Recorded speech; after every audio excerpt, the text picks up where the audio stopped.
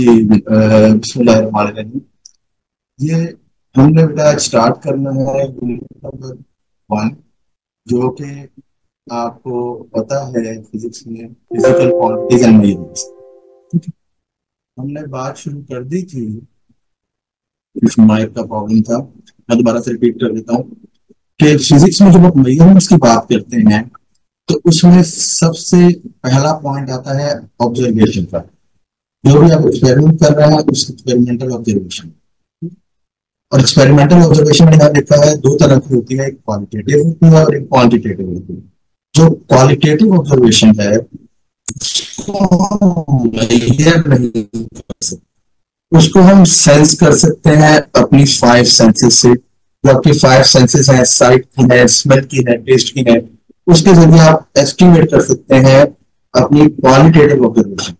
जैसे आप किसी कलर की बात कर लें कि ये कलर जो बहुत डार्क कलर है या लाइट कलर है या मीडियम जो है वो टेक्सचर का कलर है, या आप इस तरह की बात कर लें कुछ शेप है, बिगर शेप है, स्मॉलर शेप है, सर्कुलर शेप है, मगर आप इसको मैयर नहीं कर पा रहे। तो एक ऐसी सारी ऑब्जर्वेशन जिनकी मेजरमेंट पॉसिबल नहीं है वो क्वालिटेटिव ऑब्जर्वेशन, और ऐसी तमाम ऑब्जर्वेशन जिनकी मेजरमेंट पॉसिबल है वो क्वांटिटेटिव ऑब्जर्वेशन। तो हम जो है क्वालिटेटिव ऑब्जर्वेशन को इतना डिस्कस नहीं करेंगे। फिजिक्स ब्रांच ही मेजरमेंट से रिलेटेड है, और उसमें भी वो मेजरमेंट हम डिस्कस करेंगे जिनकी क्वांटिटी को एस्टिमेट कर सकते हैं। तो फिजिकल क्वांटिटी होती ही वो है जिनको आप मेजर कर सकते हैं। जैसे आप मैथ को मेजर कर सकते हैं, 4 kg का ऑब्जेक्ट है, 2 kg का ऑब्जेक्ट है। इसी तरह आप टाइम को मेजर कर सकते हैं कि 5 आवर में आपने कर सकते हैं, या आप जो है टाइम को एस्टिमेट कर सकते हैं कि 3 सेकंड गुजर गए या 5 इयर्स गुजर गए। उस तरह की बात है आपको। इस तरह आप डिस्टेंस मेजर कर सकते हैं, 2000 किलोमीटर है, 10 मीटर है, सेंटीमीटर है, स्मॉलर यूनिट मेजर कर सकते हैं। तो time, distance, mass, speed, pressure, force, torque, energy, जितनी भी क्वांटिटीज हैं वो मेजर है, और वो क्वांटिटेटिवली मेजर है।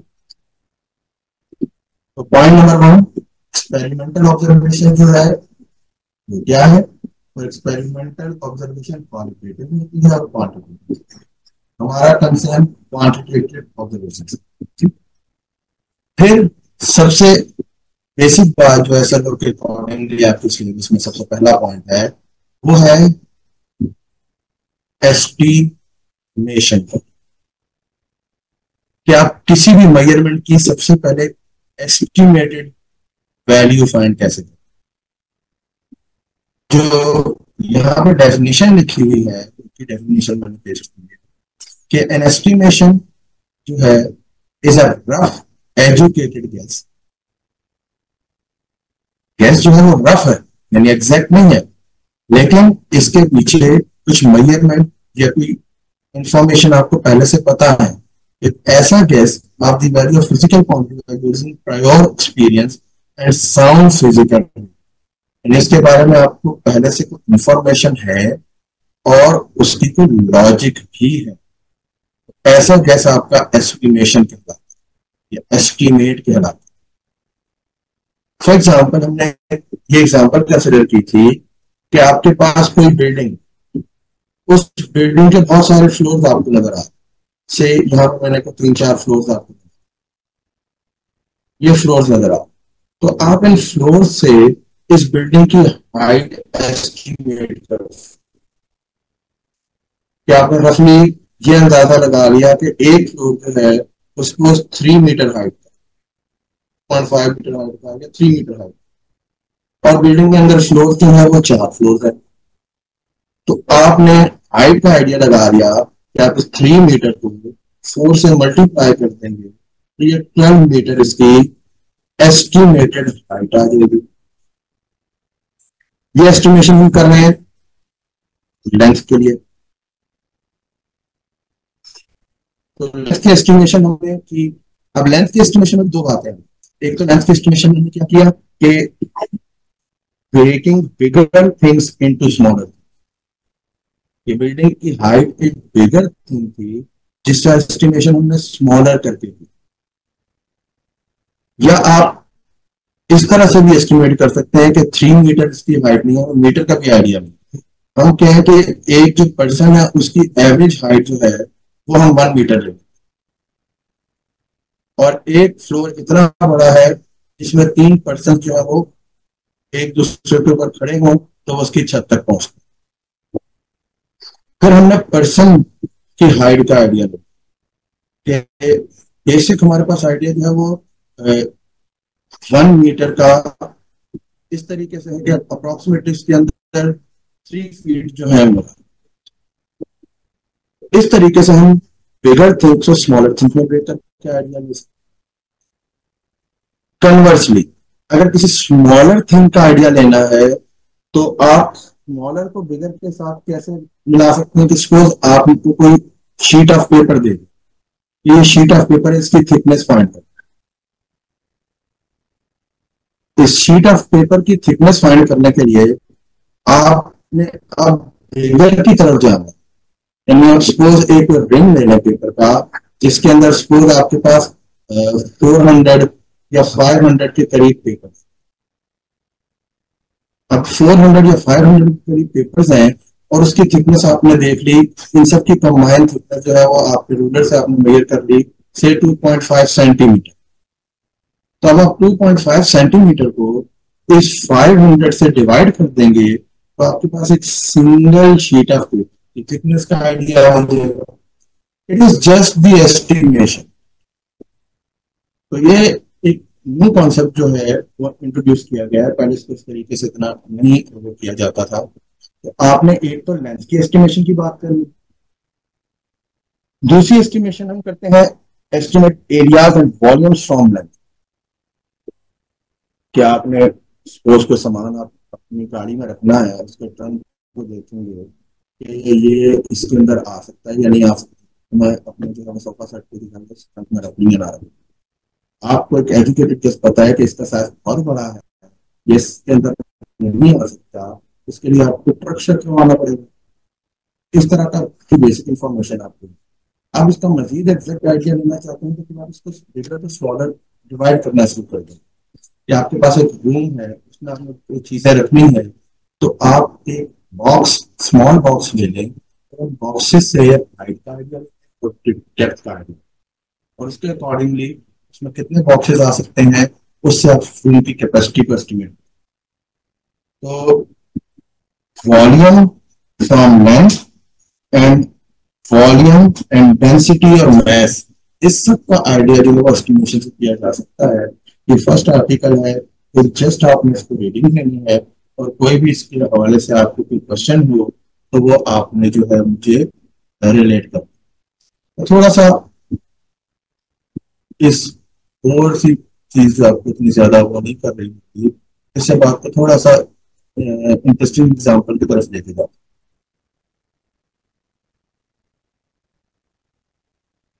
सपोज आपको ये एक पेज नंबर 7 के ऊपर टेबल नजर आ रहा है, ये टेबल नजर आ रहा है, the estimation of some physical quantity। 3 base physical quantities है, लेंथ, मैस और टाइम, मीटर में, केजी में और सेकंड में। इसकी डिफरेंट जो है वो एस्टिमेशंस गिवन। फॉर एग्जांपल एक प्रोटॉन है, उसका डायमीटर 10⁻15 मीटर के राउंड है। मैस ऑफ इलेक्ट्रॉन अराउंड 10⁻31 आप क्लियर भी करते हैं, -30 की उसने एस्टिमेशन दी हुई। Mean life time of unstable nucleus 10⁻22 second की एस्टिमेशन दी गई है। इस तरह की सारा टेबल जो है आपको डिफरेंट एस्टिमेशन वगैरह के हवाले से गिवन। ये टेबल आपको याद करने की जरूरत नहीं, अगर कोई न्यूमेरिकल वगैरह आपको इस हवाले से दिया जाएगा, ये एक्सरसाइज के अंदर मौजूद भी है, हम करेंगे भी, तो उसमें आपको ये estimated time, estimated mass, estimated length जो है वो गिवन। आप जो है वो इसको देखिए कि इसके एंड में एक क्वेश्चन उसने डाल एक एग्जाम्पल दी कि आपने एस्टिमेट करना है, इस चीज को एस्टिमेट करना, estimate energy required for an adult man to walk up through the stair from ground floor to the first floor. अब आप देखें, आपको जो एनर्जी रिक्वायर्ड है वो तो पोटेंशियल एनर्जी है, और पोटेंशियल एनर्जी जो होती है वो तो mgh के बराबर होती है। अब मैस का हमें पता है कि एक अडल्ट जो है उसका मैस अराउंड 70 kg के करीब कंसिडर कर सकते हैं, 60 to 70 kg कंसिडर कर सकते हैं। जो भी कंसिडर करना है, कंसिडरेशन आपकी ठीक है। जी की वैल्यू, एस्टिमेटेड वैल्यू हम ये कंसिडर करते हैं, एक्चुअल वैल्यू तो जी की 9.8 मीटर पर सेकंड स्क्वायर है, एस्टिमेटेड वैल्यू हम ये कंसिडर करते हैं। अब हाइट के हवाले से आप देख रहे हैं कि हाइट का हमने अभी एक एग्जांपल में भी आइडिया दिया था कि हाइट जो है एक फ्लोर की रफली 3 मीटर के करीब। तो आपने इस क्वेश्चन को इसी एस्टिमेशन से किया हुआ, सॉल्व हुआ है, energy required equals to mgh। फिर उसमें कहा we have to take the following estimation, mass of the adult 70 kg है, डिस्टेंस बिटवीन टू फ्लोर जो है 3 मीटर है, एनर्जी रिक्वायर्ड जी की वैल्यू 10 दी है उसने, तो 2100 जूल जो है वो एनर्जी रिक्वायर्ड है एक अडल्ट को एक फ्लोर से ऊपर वाले फ्लोर तक जाने। जरा इस क्वेश्चन पर ध्यान दीजिए, एस्टिमेट हाउ, ये एक असाइनमेंट क्वेश्चन पहला, estimate how many floating point operation can a super computer do in one. और उसके साथ आपको वैसे गिवन होगा, अभी आपने पीछे टेबल में देखा यहाँ पे कि इधर आपको टाइम में नजर आ रहा होगा फ्लोटिंग पॉइंट ऑपरेशन, ये सेकंड नंबर ये आपको नजर आ रहा है, the time for a single floating point operation in the supercomputer is 10⁻17 और ये सेकंड है, 10⁻17 सेकंड। अब इसी एस्टिमेशन को कंसिडर करते हुए इस क्वेश्चन को आपने सॉल्व कैसे करना है, या इस तरह के क्वेश्चन को आपने सॉल्व कैसे करना है। आप ये देखें कि यहां पे उसने 1 डे की बात, हमारे पास 10⁻17 है second estimation, floating point operation एक सेकंड में कर रहा है वो इतने का, तो कह रहा है एक दिन में कितनी, हमें आइडिया है 1 ईयर जो है उसके अंदर 365 डेज। सिमिलरली हमें ये भी आइडिया है, पता है कि एक दिन के अंदर 1 आवर के अंदर जो है वो 60 मिनट्स एंड 1 मिनट जो है इसके अंदर आपके पास 60 सेकंड। अगर आप इन सारी चीजों को कंबाइन कर लें तो हमें डेज के अंदर जानने के लिए सिर्फ इसकी रिक्वायरमेंट कि आपने 365 डेज कंसिडर करने हैं और उसको डिवाइड कर देना है। आप जरा इसको मल्टीप्लाई करते चले, 24 इंटू 60 डिवाइडेड बाय 10⁻17। तो इतने ऑपरेशंस जो है वो super computer floating point operation super computer पर सेकंड का है। अगर आपने एस्टिमेट करना है कि वो पर डे कितना करेगा, तो आप इसको 365 ओवर 10⁻17 कर दें, आपके पास ये आंसर आ गया। सॉल्व करते हैं, जो ऊपर वाला आंसर है 365 मल्टीप्लाई बाय 24 इंटू 60 आपके पास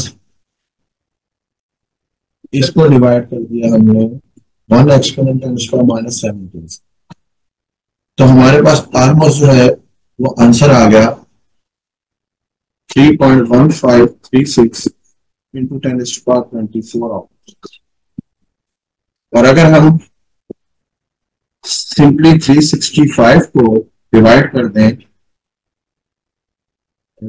जो है वो 1 एक्सपोनेंट माइनस 17 से, तो हमारे पास आंसर आ जाएगा 3.65 इंटू 10⁻+9। किसमें जॉब?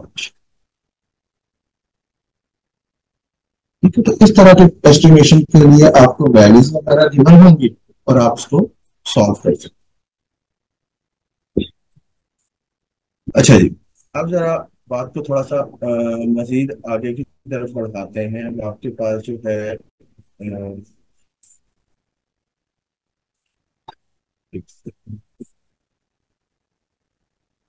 अब हमारे पास जो है टॉपिक नंबर 1.2 आ जाता है। इनिशियल चैप्टर है, फिजिकल क्वांटिटी का मेजरमेंट का चैप्टर है। इसमें पहला आपने देखो पार्ट जो देख लिया, थ्योरेटिकल पार्ट था कि किसी भी मेजरमेंट की एस्टिमेशन जो है वो आप कैसे करें। हम जरा अब पॉइंट नंबर 2 की तरफ,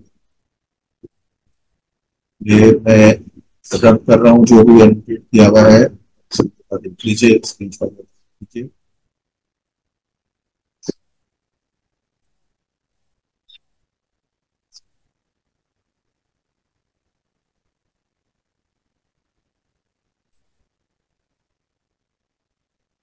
ओके, पॉइंट नंबर 2 इज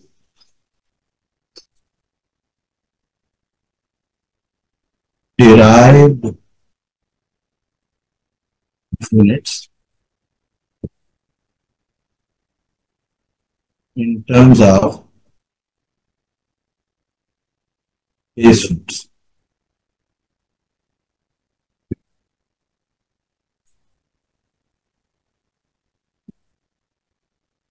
अब आपको बेस यूनिट्स का आइडिया है कि बेस यूनिट्स क्या होते हैं। बेस यूनिट्स आपके पास 3 है, जो मैस की है केजी, लेंथ की है मीटर, और टाइम की है सेट।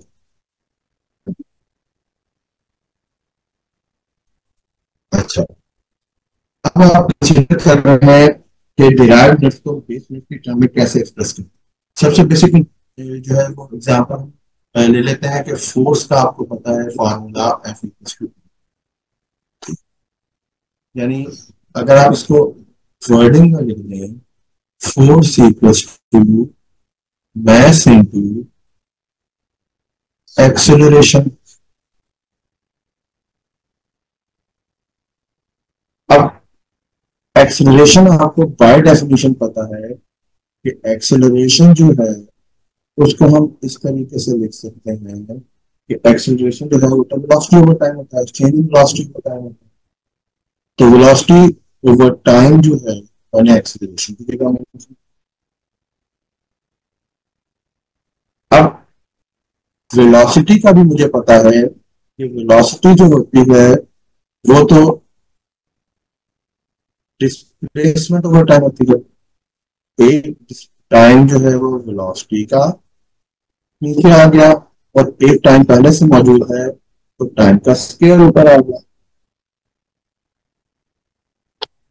अब आप देखें, हमारा क्वेश्चन जो है वन बेस यूनिट की टर्म में आ रहा है। मैस की यूनिट केजी हो गई, डिस्प्लेसमेंट की यूनिट लेंथ है मीटर हो गई, और टाइम की यूनिट सेकंड, और सेकंड का स्केयर और डिनोमिनेटर में इसको हम ऐसे, यानी जो फोर्स की यूनिट थी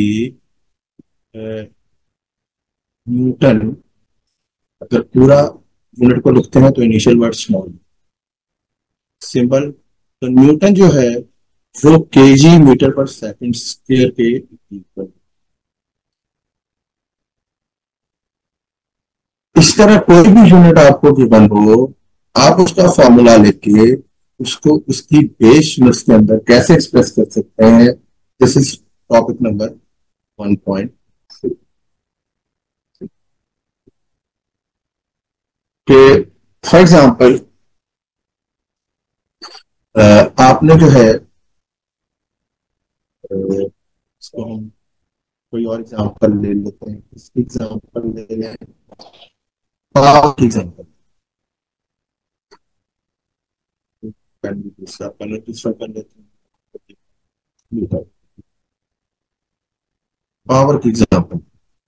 पावर की यूनिट आपको पता है वॉट, वॉट मैंने पूरा लिखा है तो डब्ल्यू का स्मॉल। अगर वॉट मैंने जो है उसका सिंबल लिखना है तो डब्ल्यू लिख दिया। अब पावर का फार्मूला आपको पता है, पावर का फार्मूला क्या होता है, it is rate of doing work, work divided by time. अब वर्क का फार्मूला आपको पता है, वर्क का फार्मूला होता है फोर्स इनटू डिस्प्लेसमेंट और डिवाइडेड बाय टाइम। अब फोर्स का जितना भी आप डेरिवेशन है तो हमने ऑलरेडी अभी एग्जाम्पल में यहाँ की, ये सारी की सारी जो डेरिवेशन उठा के एज इट इज मैं यहाँ ले आता हूँ तो मेरे पास आ जाएगा फोर्स की जगह माइनस इनटू डिस्प्लेसमेंट, और एक डिस्प्लेसमेंट ये वर्क वाला भी साथ में शामिल कर देंगे, इसको डिवाइड कर दिया और टाइम का स्क्वायर और एक टाइम दिया, टोटल टाइम का क्यूब हो। ठीक है, तो अब आप इसको जरा देखें बेस यूनिट्स में कैसे रिप्रेजेंट करेंगे, KG metre square per second. एक चीज जरा नोट रखिएगा कि जो वर्क के लिए डेरिवेशन हो रही है वही डेरिवेशन एनर्जी के लिए भी एनर्जी होगी, वही डेरिवेशन जो आपकी, अगर आप काइनेटिक एनर्जी के लिए करना है तो काइनेटिक एनर्जी, वही डेरिवेशन आपकी पोटेंशियल एनर्जी के लिए, और इन सब में आंसर आपका जो है ये आएगा। आप थोड़ा सा इसको ट्राई कीजिएगा कि 1 joule is equal to 1 kg metre square per second square. तो ये टॉपिक जो है थोड़ा सा आप लोग इजीली अंडरस्टैंड भी कर सकते हैं और अपने तौर पर इसको ट्राई भी कर सकते हैं। तो बुक में एक दफा देखिएगा पेज नंबर 8 पे और पेज नंबर 9 पे 1.2 आर्टिकल है, इसको आपने जो है वो एस्टिमेट कर, थोड़ा सा ये जरा आप इसको एक नजर देखें। ये आपका जी चार्जिंग जो है, यहाँ तक क्लियर हो गई बात? कोई चीज इसमें पूछने वाली, डिस्कस करने वाली है बताइए। अच्छा अच्छा, आप इसका कुछ स्क्रीनशॉट वगैरह लेना, मैं नेक्स्ट टॉपिक की तरफ जाता हूँ, इसको भी स्टार्ट कर दूँ। ये थोड़ा सा मेरे ख्याल है 2 आर्टिकल काफी है, आज के पहले दिन के हवाले से मैं थोड़ा सा समराइज कर देता हूँ बात को कि सबसे पहले हमने जो है वो पॉइंट डिस्कस किया था कि सबसे पहले हमने पॉइंट डिस्कस किया था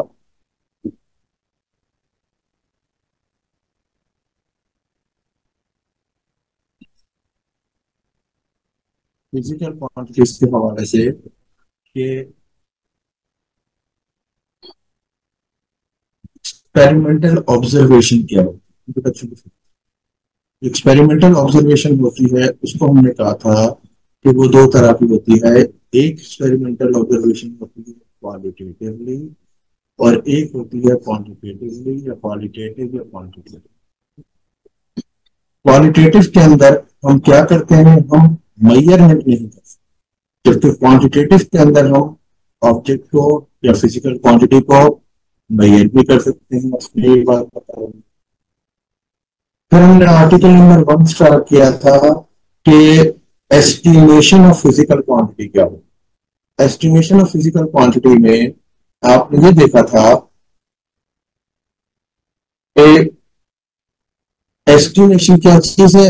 एस्टिमेशन एक एस्टिमेशन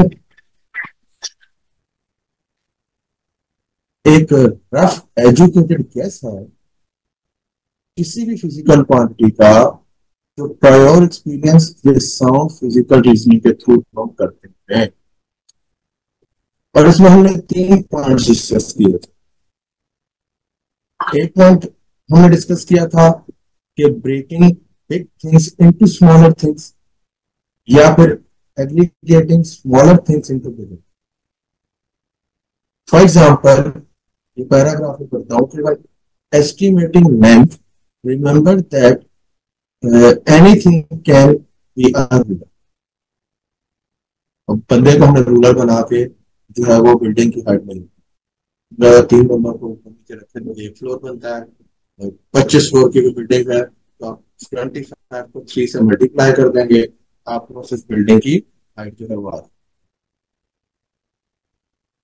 तो हम everything can be, just imagine breaking big thing into smaller things, estimate the length of one of the smaller things and multiply to obtain the length of the building. For example, we have estimated the height of the building in the previous paragraph. Sometimes it is has to do this in reverse. तो हमने sheet of paper के हवाले से बात, that is to estimate the length of small things. Imagine a bunch of them making a bigger thing. For example, to estimate the thickness of the sheet of paper, estimate the thickness of the stack of paper and then divide by the number of pages into that stack. हमने क्या किया था, हमने एक page की thickness find करनी थी। हमने कोई 600 पेजेस इकट्ठे किए, उन 600 पेजेस की जो आपके पास लेंथ आ रही थी, फिर हमने अज्यूम कर लिया कि वो जो है वो 2 सेंटीमीटर है। तो हमने 2 सेंटीमीटर को 600 से डिवाइड कर दिया, तो हमारे पास थिकनेस आ गई थी ऑफ 1 पेज। तो लेंथ की एस्टिमेशन तो हमने ऐसे की थी कि बिगर थिंग्स को स्मॉलर थिंग्स में, और अगर स्मॉलर थिंग की एस्टिमेशन करनी हो तो बिगर करके उससे एस्टिमेट। दूसरी चीज एस्टिमेशन के हवाले से जो हमने की थी वो आप देखें, खोलनी बंद करनी। फिर ये टेबल हमने देखा, इस टेबल को छोड़ा, ये 2 पॉइंट्स डराइव कर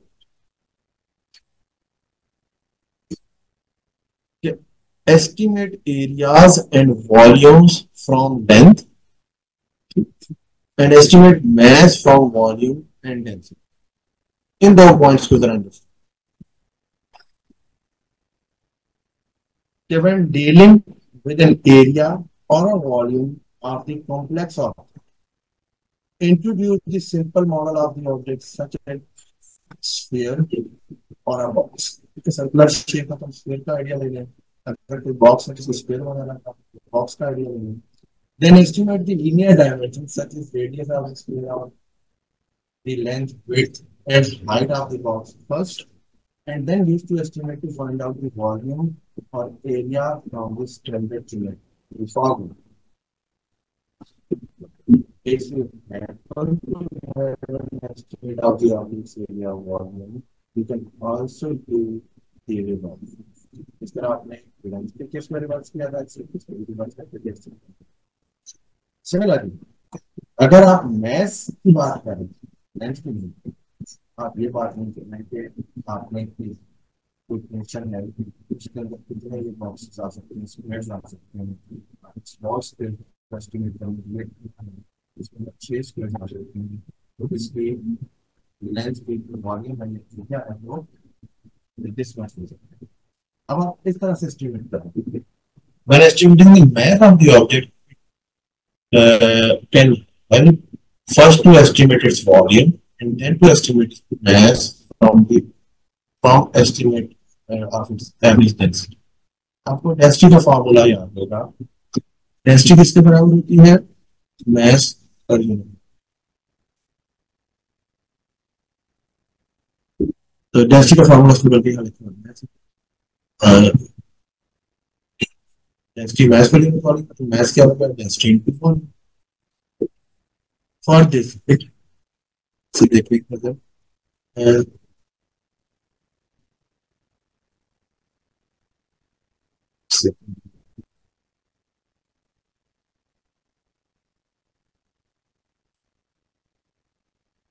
अच्छा, for this it has to remember that the density of air is about 1 kg per meter। Air की डेंसिटी कितनी है? डेंसिटी ऑफ वाटर आपको पता है तकरीबन 1000 kg पर मीटर की होती है। एंड जो है वो density everyday solid out the, इनकी मल्टीप्लाई करने के बाद हमारे पास क्या आ जाएगा? 10⁻1 और 10⁻3। तो आप इस तरह से डेंसिटी के एस्टिमेशन कर सकते हैं। हमने ये सेकंड पॉइंट डिस्कस किया था। हम बात आगे बढ़ते हैं, जो हमने काम किया उसको कंप्लीट कर लिया। फिर हमने ये एग्जाम्पल क्वेश्चन और ये असाइनमेंट क्वेश्चन जो था वो सॉल्व किया था कि आपसे कहा गया कि estimate the energy required for an adult man to walk up stairs from ground floor to the first floor. तो आपको एनर्जी रिक्वायर्ड किसके इक्वल थी? पोटेंशियल एनर्जी के इक्वल थी। और पोटेंशियल एनर्जी का फार्मूला यूज किया जिसमें आपको मास एस्टिमेट किया 1% का साइन दिए थे, और हाइट एस्टिमेट की हमने एक फ्लोर से दूसरे फ्लोर तक नियरली 3 मीटर, और जी की वैल्यू 10 यूज करते हुए एक अडल्ट की नीचे से ऊपर जाते हुए जो एनर्जी लग रही है वो हमने। तो ये दूसरा वाला क्वेश्चन हमने सॉल्व किया था कि टेबल में वैल्यू हमें गिवन थी एवरेज फ्लोटिंग पॉइंट ऑपरेशन की 10⁻⁻�7, और उसके लिए हमने जो है एक दिन में वो क्या ऑपरेशन करना है जिसके हिसाब से 365 से डिवाइड करके वो हमने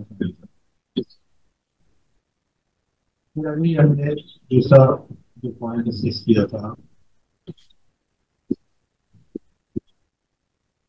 वो डिराइव्ड बेस मेथड वाला था। डिराइव्ड मेथड बेस वाला निकालें या फिर सामने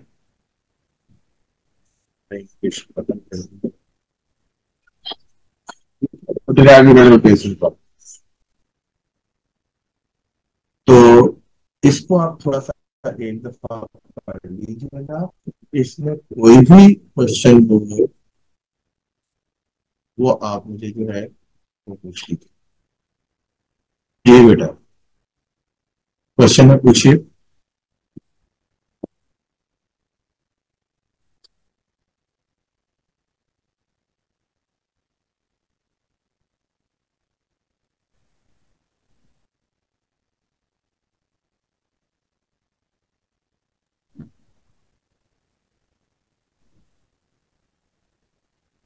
ये बेटा अपने हैंड रेस किया हुआ, कोई सवाल पूछना चाहता है सवाल पूछ लें। सर असाइनमेंट 1.1 थोड़ा सा गाइड कर दीजिए। ओके बेटा, देखिए असाइनमेंट 1.1 आपके सामने सॉल्व हुआ है ना। Estimate that how many floating point operations can a supercomputer do in one day। अब आपको मैंने इस टेबल में दिखाया था कि जो सुपर कंप्यूटर है उसका टाइम ऑफ ऑपरेशन यहाँ पे मेंशन है। आपको ये चीज मेंशन हो, ये गिवन हो कि time for the single floating point operation in a super computer is 10⁻⁻17 और यूनिट इसकी सेकंड है। तो हमें 1 डे में कैलकुलेट कर रहे हैं, यानी इसके जो नंबर ऑफ ऑपरेशंस होंगे इन 1 सेकंड अगर आपने फाइंड करने हो तो आप एक साल के अंदर 365 डेज को, एक दिन के अंदर 24 आवर्स को, एक आवर के अंदर 60 मिनट को, एक मिनट के अंदर 60 सेकेंड्स को 10⁻⁻17 से डिवाइड करें। लेकिन क्वेश्चन में वो पूछ रहा है कि आप 1 सेकेंड में नहीं, 1 डे में ऑपरेशन बताएं। तो नंबर ऑफ ऑपरेशंस जो हैं इन 1 डे कितने हो जाएंगे। अब आपने 365 ही सिर्फ लेना, आवर मिनट और सेकंड को नहीं कैंसिल करना, और उसको 10⁻⁻17 से डिवाइड कर देना। ये जो आंसर आएगा आपका number of floating point operations in 1 day आता है।